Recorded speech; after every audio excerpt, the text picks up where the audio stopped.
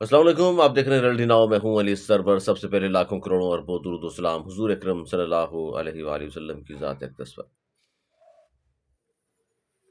کیا M Q M کو ختم کیا جا رہا ہے یا ایم کیو ایم کو ختم کیا جانا تھا یا نہیں؟ ایم کیو ایم یعنی مہاجر قومی موومنٹ حقیقی کیوں بنی، اور کیا بانی متحدہ کو معافی ملنی چاہیے؟ جس نے ایم کیو ایم کو نقصان پہنچایا اس کو ہی سر پر بٹھا دیا، تو پھر حساب کتاب تو وہ برابر کرے گا۔ بدترین شکست کا خوف تھا، جس کی وجہ سے انتخابات سے یعنی بلدیاتی انتخابات سے راہ فرار اختیار کرنا پڑی، اور وسیم اختر نہیں بلکہ ریحان ہاشمی میئر کراچی کے لیے امیدوار تھے۔ پھر ایسا کیا ہوا کہ وسیم اختر میئر کراچی بن گئے؟ کس نے لابنگ کی وسیم اختر کے لیے؟ 22 اگست سے پہلے کیا کنوینئر کی تبدیلی ہونی تھی، یا کہا تھا بانی متحدہ نے کہ فلاں شخص بن جائے؟ کیا ہوا تھا؟ اس کے علاوہ اسٹیبلشمنٹ سے بانی متحدہ کے مذاکرات جاری تھے، ختم کیوں ہو گئے؟ اس پر بھی آج کے ان تمام پھر ایم کیو ایم کی یاد ہوگا آپ کو، کچھ ماہ قبل کہا گیا کہ جی رابطہ کمیٹی کی ایک میٹنگ تھی اور اس میں آڈیو لیک ہو گئی تھی، یا اجلاس تھا اس کی آڈیو لیک ہو گئی تھی۔ پھر رابطہ کمیٹی تحلیل کر دی گئی، جو آج تک ظاہر ہے پھر صرف میئر اور صرف چیئرمین رہ گئے ہیں۔ نومینیٹ کیا تھا خالد صدیقی صاحب کو، باقی کوئی عہدہ بھی نہیں ہے۔ وہ ذمہ داران کون ہیں، اس کے تحقیقات ہوئی یا نہیں ہوئی، یہ تمام آج کے اس پروگرام میں سوالوں کے جواب آپ کو ملیں گے۔ اور یہ ساری خبریں کسی ذرائع کے حوالے سے نہیں ہیں، بلکہ ایم کیو ایم کی ہی ایک سینئر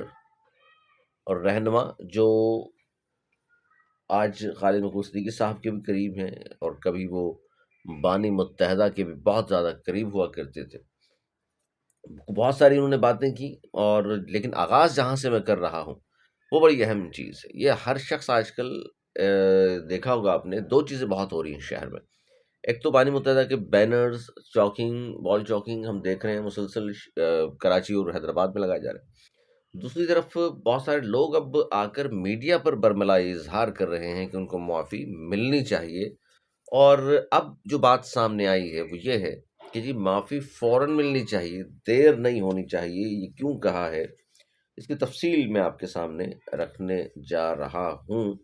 کہ جناب اب ایسا کیا ہوا ہے کہ یہ بات ہونا شروع ہو گئی کہ جناب فوری معافی، ان کو معافی ملنی چاہیے، اور جتنا جلدی ہوگا اتنا ہی اچھا ہوگا۔ اور یہ ریکویسٹ کی گئی ہے آرمی چیف عاصم منیر صاحب سے۔ اب میں آپ کے سامنے ساری چیزیں آہستہ آہستہ سامنے رکھتا ہوں۔ ایک زمانے میں لیاری ٹاسک فورس بنائی تھی، ایم کیو ایم کا دور تھا 2013 کے بعد، کہا جاتا ہے ایم کیو ایم کی طرف سے کہ تیسرا ان کے خلاف آپریشن تھا۔ اور یہ آپریشن میں اس سال، جیسے اس سے پہلے جو ایم کیو ایم کے خلاف آپریشن ہوئے تھے 92 اور دیگر آپریشن، اس کے بارے میں کہا جاتا ہے کہ یہ چودھری اسلم اور دیگر جو لوگ تھے یہ اس آپریشن میں شامل تھے، تو ان کے ساتھ ظاہر بنتی نہیں تھی، اور وہ چاہتے نہیں تھے کہ یہ جو لیاری ٹاسک فورس بن رہی ہے اس میں چودھری اسلم اینڈ کمپنی کو شامل کیا جائے۔ تو اس لیے جب کہا گیا کہ ان کو شامل کر لیں، تو پھر اس بعد جو اس وقت گورنر تھے ان سے کہا گیا، ان سے فون کر کے کہا عمران فاروق صاحب نے، استعفیٰ مانگ لیا، بلکہ ان سے استعفیٰ مانگ لیا گیا کہ جی استعفیٰ دیں، آپ نے بات کیسے کر دی؟ چودھری اسلم اور یہ سارے تو ہمارے خلاف، ہمارے لڑکوں کے خلاف آپریشن کرتے رہے ہیں، مارا ہے انہوں نے نوجوانوں کو۔ تو اس پر پھر وہ جس صاحب کی میں بات کر رہا ہوں وہ لندن گئے اور اپروول لینے کے لیے، اور انہوں نے ظاہر ہے تمام چیزیں وہاں ان کے سامنے رکھیں اور کہا کہ لا اینڈ آرڈر کے حوالے سے میری ملاقات۔ اچھا، اس سے چونکہ ایم کیو ایم کے وزیر داخلہ شیخ آفتاب شیخ صاحب، سردار ایب صاحب، یہ سب فیل ہو چکے تھے، تو تب ان صاحب کو وزیر داخلہ بنایا گیا تھا۔ اور جب میں نے ان کو کہا جا کر بانی متحدہ کو کہ جناب ان لوگوں کے ذریعے لیاری ٹاسک فورس میں یہ شامل ہوں گے تو یہ دہشت گردوں کا خاتمہ کریں گے، تو انہوں نے فوراً مجھے کہا کہ کیا تمہیں ایجنسی نے بھیجا؟ تو میں نے کہا نہیں نہیں، ایسا نہیں ہے، کہاں سے آ گئی ایجنسیاں؟ میں تو خود کہہ رہا ہوں کیونکہ میں پورے سندھ کے میں دورے کر چکا ہوں۔ بانی متحدہ نے کہا کہ جناب ٹھیک ہے، پھر تم تمہیں کرنا ہے تو پھر کرو، جاؤ، اور دوسروں کو کہا کہ جو یہ کہہ رہا ہے کرنے دو، اس معاملے میں اب نہیں بولنا۔ میں آہستہ آہستہ تاریخ کے وہ راز ہیں جو آپ کے سامنے ان کی زبانی جو رہے رکھنا چاہ رہا ہوں، اور آہستہ آہستہ آپ کو پتہ چلے آپریشن اب ایم کیو ایم کے خلاف پابندی لگ کیسے گئی، آپریشن کیوں ہوا تھا، ایسا کیا ہوا تھا کہ آپریشن شروع ہو گیا، اور ایسا کیا ہوا 22 اگست سے پہلے کہ 22 اگست کو وہ کرنا پڑا کن لوگوں کی وجہ سے، اور آج کیا ہو رہا ہے، اور آنے والے وقت میں کیا کچھ ہو سکتا ہے، یہ تمام باتیں۔ اچھا جی، آگے چلیے، اور یہ بات بہرحال اس کے بعد چلتی رہی۔ اچھا، ایک سوال یہ بڑا اہم تھا کہ کراچی میں ایم کیو ایم کے لوگ مر رہے تھے، اور ساتھ میں اس زمانے میں کہا جاتا تھا پختون سے این پی اور ایم کیو ایم کی لگی ہوئی ہے، 6 ایم کیو ایم کے مرتے ہیں، 4 این پی کے مرتے ہیں، تو دونوں طرف سے مر رہے ہیں، یہ دونوں ہی ایک دوسرے کو مار رہے ہیں یا کچھ اور مسئلہ بھی ہے؟ تو پتہ ہی چلا، فرماتے ہیں وزیر داخلہ صاحب اس زمانے کے، کہ تحریک طالبان والے مار رہے تھے لڑوانے کے لیے دونوں کو، این پی آپس میں بھی لڑتی ہوں گے مرتی ہوں گے، لیکن وہ بھی بیچ میں تیسرا فریق یعنی کہ تحریک طالبان وغیرہ تھے جو ان کو مار رہے تھے۔ اور یہ جو پھر ایک یہ ہوا کہ جی ایک مذاکرات شروع ہوئے 2013 میں، 13 کے بعد جو آپریشن ایم کیو ایم کے خلاف ہو رہا تھا، ایم کیو ایم کے درمیان یعنی پانی متحدہ اور اسٹیبلشمنٹ کے درمیان، اور یہ مذاکرات ہو رہے تھے گورنر ہاؤس میں۔ گورنر ہاؤس میں اس زمانے میں گورنر کون تھے؟ عشرت الباد صاحب۔ اور ان مذاکرات میں حصہ کون لے رہا تھا؟ 2 ٹیمیں تھیں، یعنی کہ دوسری طرف کی ٹیم 2 جرنیلز تھے وہاں پر، جنرل رضوان صاحب، جنرل بلال صاحب، اور کور کمانڈر اس زمانے کے جو تھے کراچی کے وہ۔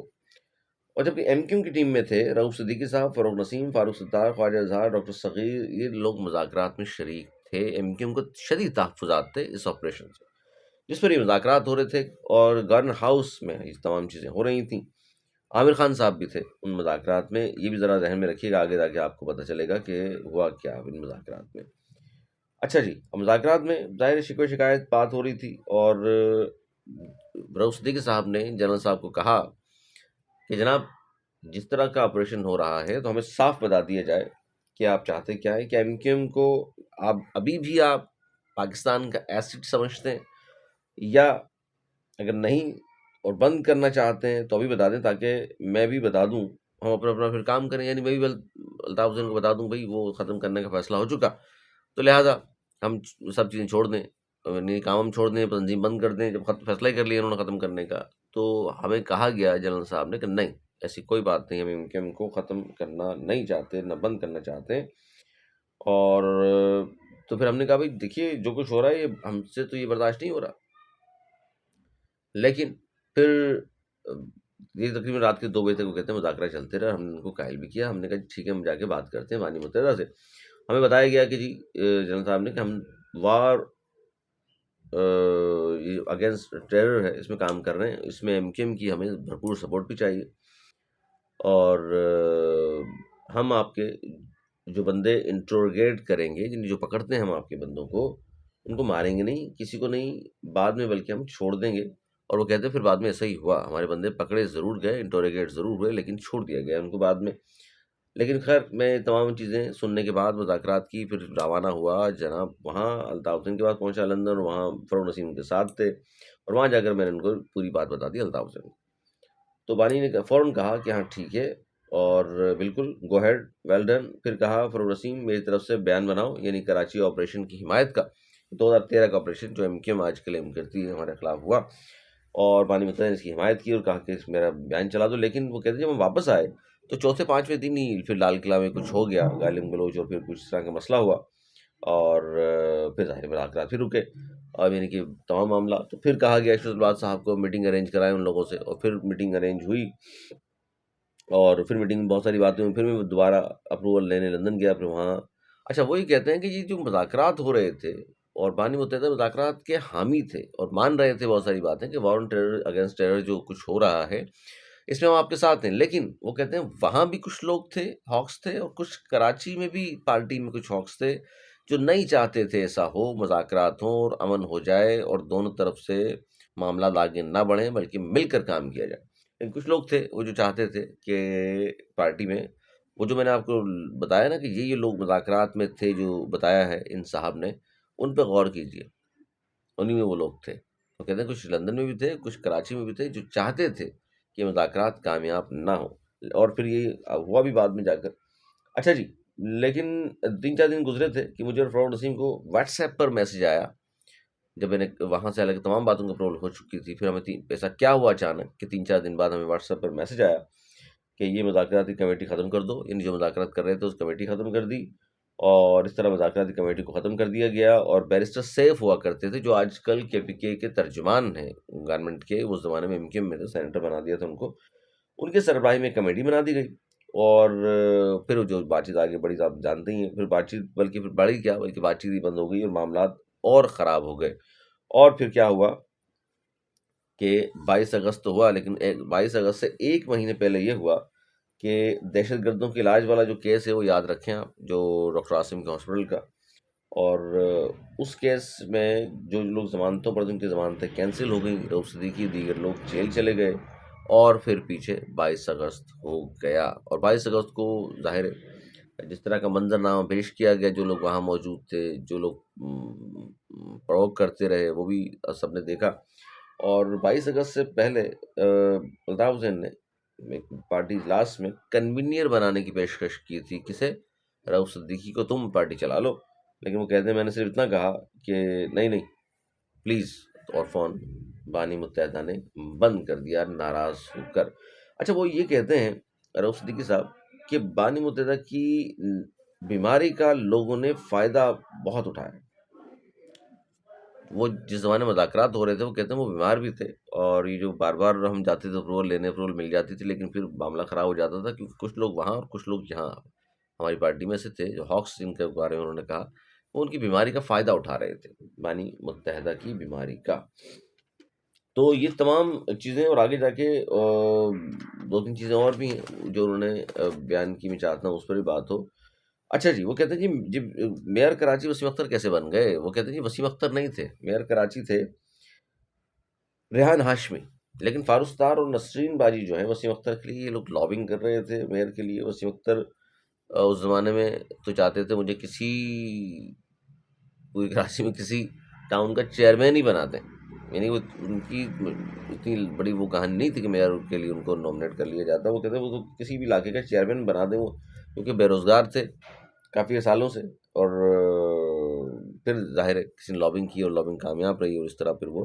بن گئے جناب میئر کراچی وسیم اختر صاحب۔ اور اس کا جو بائیکاٹ کیا اب کے جو الیکشن ہوئے ہیں اس بار بلدیاتی، وہ کہتے ہیں اس لیے ہم نے بائیکاٹ کر دیا کہ ہماری کارکردگی صفر تھی، کارکردگی کچھ بھی نہیں تھی، اور کس طرح ہم الیکشن میں حصہ لیتے، تو بدترین شکست کا خوف تھا، جس کی وجہ سے ہم نے الیکشن کا بائیکاٹ کر دیا بلدیات کا، اور ہم ظاہر اس میں نہیں تھے۔ وہ کہتے ہیں ہماری پارٹی میں ڈرامے بازی اور 2-3 آئنسٹائن ہیں جو آپ ابوا کا کھیل کھیل رہے ہیں، اور ظاہر ہے پھر ہم نے تو یہ کچھ کرنا ہی تھا۔ وہ کہہ رہے تھے کہ آڈیو لیک کا تو ایک بہانہ تھا پارٹی میں جو رابطہ کمیٹی ختم کی گئی، بلکہ پوری رابطہ کمیٹی توڑ دی، الیکشن سر پر تھے، سوال اٹھیں گے کسی کو، ظاہر اس لیے توڑی گئی، وہ کہتے ہیں پھر سوال اٹھنے تھے، پوچھا جانا تھا کس کو ٹکٹ دے رہے ہیں، کیوں دے رہے ہیں، جس کا پارٹی تعلق نہیں ان کو کیوں ٹکٹ دے رہے ہیں، جن کی پارٹی کے لیے خدمات نہیں ان کو ٹکٹ کیوں دے رہے ہیں، ساری چیزیں تو سوالات اٹھنے تھے، اس لیے وہ کہتے ہیں پھر یہ وجہ بنا کر آڈیو لیک والی اور پوری رابطہ کمیٹی توڑ دی۔ حالانکہ اس وقت سن کوئی نہیں رہا تھا، لیکن ایک خوف تھا سب کے، اور لیکن پھر ہوا یہ کہ نہ تحقیقات ہوئی، نہ ذمہ داران کے خلاف کارروائی ہوئی، اور وہ کہتے ہیں یہ کسی ایک کے کسی کے کہنے پر ہوا ہے، ایسے ہی نہیں ہوا۔ اس میٹنگ میں ہم بھی وہاں موجود تھے، ایسے چہرے بنا بنا کر لوگ کہہ رہے تھے کہ ہم ذلیل ہو گئے اور ہمیں یہ ہو گیا اور وہ ہو گیا، اور سب کی اپنی اپنی ٹیمیں پارٹی میں، انہیں سوال تو اٹھیں گے جن کا پارٹی سے تعلق نہیں، انہیں ٹکٹ کیوں دیا، دے رہے تھے، آپ اپنی دوستی یاریاں نبھا رہے ہیں۔ خالد مغل، اور سوال ہوا جب ان سے کہ خالد مغل صدیقی، ڈاکٹر فاروق ستار اور مصطفیٰ کمال ایک پیج پر نہیں ہیں، تو انہوں نے کہا یار ایسا تو دیکھیے اب نہیں ہے، لیکن ایسا تو ہر دور میں ہوتا آیا ہے کہ سارے لوگ ایک پیج پر نہیں ہوا کرتے، اور انہوں نے یہ بھی کہا کہ آج پارٹی میں اختلاف رائے بہت زیادہ ہے، پسند ناپسند، ذاتی فائدے نقصان زیادہ، اس بات کو زیادہ سپورٹ دی جا رہی ہے پارٹی میں، پسند ناپسند کو، ذاتی فائدے کو، ان چیزوں کو، اور پھر بڑی اہم انہوں نے بات کی کہ آپ ایک سے آدمی کو جس کا پارٹی سے تعلق، جی جی، ایک ایسے آدمی کو جس نے پارٹی کو نقصان پہنچایا ہو، آپ اس کو انچارج بنا کر بٹھا دیں،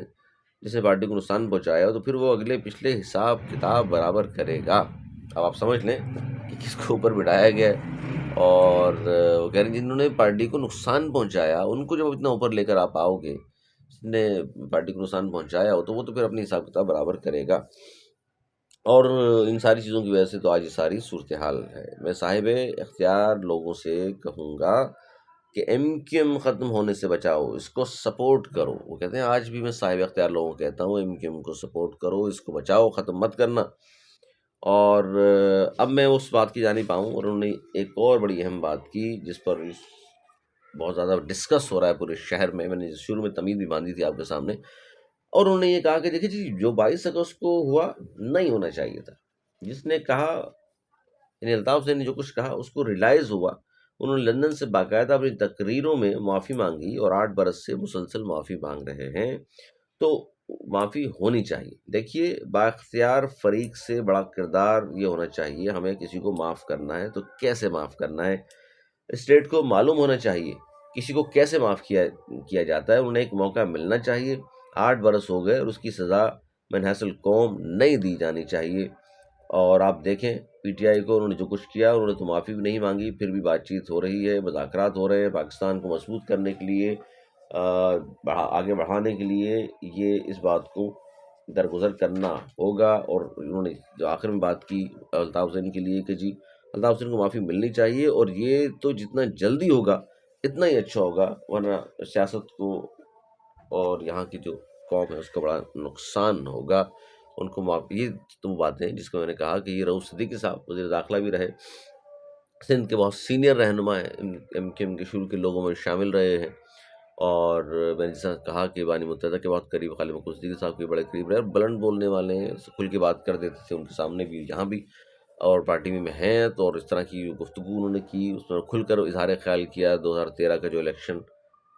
کے بعد کی صورتحال تھی، ایم کیو ایم کے خلاف آپریشن کی بات جو کی انہوں نے، اس میں بھی بتایا کہ مذاکرات ہو رہے تھے، پھر کچھ لوگ تھے جو نہیں چاہتے تھے، بانی متحدہ نہیں کچھ اور لوگ کہتے ہیں لندن اور کراچی میں موجود تھے جو نہیں چاہتے تھے مذاکرات کامیاب ہوں۔ پھر وہ بھی انہوں نے یہ بھی کہا کہ اب معافی ان کو اس لیے بھی ملنی چاہیے، جلدی ہونی چاہیے۔ پھر عاصم منیر صاحب سے اپیل بھی کی انہوں نے کہ جناب وہ غور و فکر کریں، وہ حافظ قرآن ہے اور ان کے سینے میں علم ہے، علم کی روشنی ہے، تو وہ بہتر فیصلہ کر سکتے ہیں، قوم کو ہمارے نقصان ہو رہا ہے، ان کو معافی دے دیں۔ یہ تمام باتیں میں نے آپ کے سامنے رکھ دی ہیں، لوگوں کو کہ لمبا ہو گیا، اور ٹوٹل اس پہ یہ بڑا لمبا ان کا انٹرویو ہے، بڑا وائرل ہے ان کا، اور لوگ بڑے دیکھ رہے ہیں ان تمام چیزوں کو۔ چلیں تھوڑی سی باتیں رہ گئی، انشاءاللہ اگلے ولاگ میں پھر بیان کروں گا، اپنا بہت خیال رکھیے گا، مجھے دیجیے اجازت، بنانے کے بعد۔